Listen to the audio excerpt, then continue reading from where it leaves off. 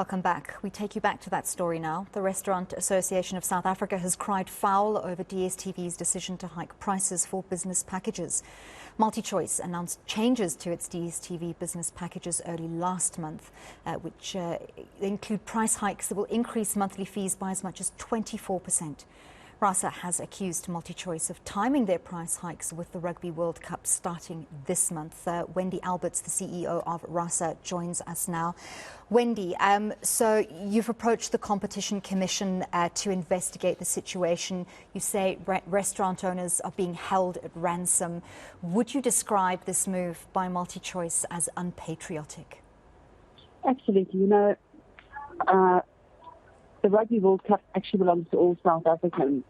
It is a space that is created to bring all people from all walks of life into hospitality space where they can actually enjoy the World Cup rugby in a way that brings all South Africans together.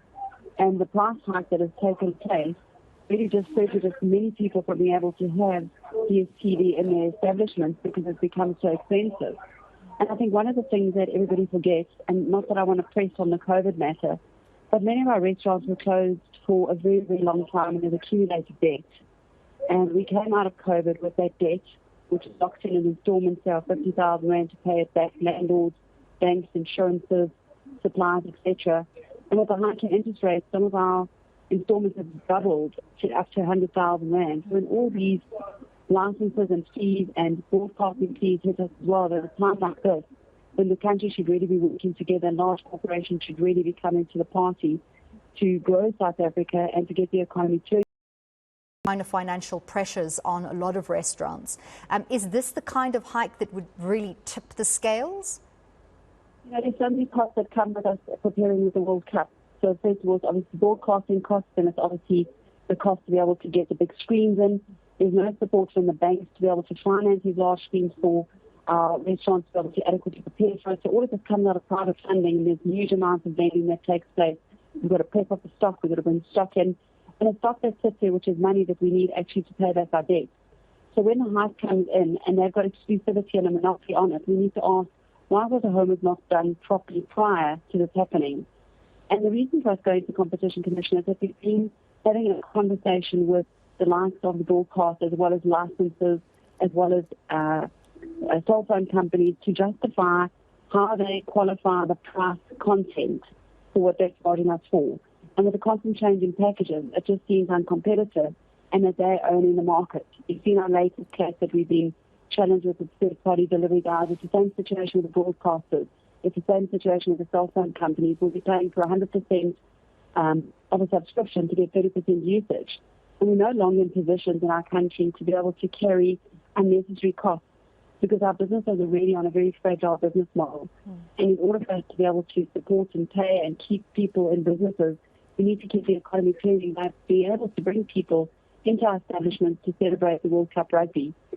So we are also very thrilled that as we've reached out, we've seen that other big players in the industry have really come to the party, and that it will now be broadcast on SABC thanks to SA Breweries. And it's definitely opportunities like this that show how important the restaurant industry is to South Africa in bringing people together from all walks of life, to creating unity, to creating a spirit of celebration, to bringing some new morale back into our country, and to trying to rebuild the country. And I think that's the part that all large corporates should be playing at this point in time as we move into the space of the World Cup rugby.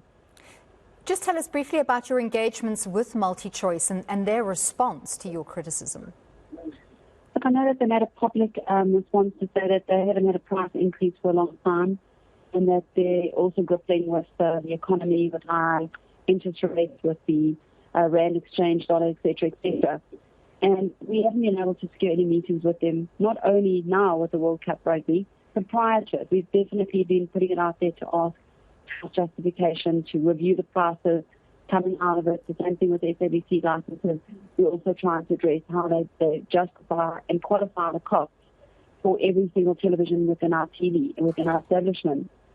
So there are many, many costs that are being charged to our restaurants that we don't know what they're based on, or how they justify the value back into our spaces.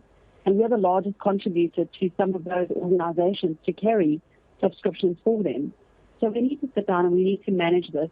And if people are not open and organizations are not open for us to having proper conversation to get into a median, then we are happy that the Competition Commission supports our cases in all these elements to review it and to make the decision whether they feel that the pricing that is charged back to us as the restaurant industry is actually fair or uncompetitive in any sense throughout the different agreements that we've taken through to the Competition Commissioner.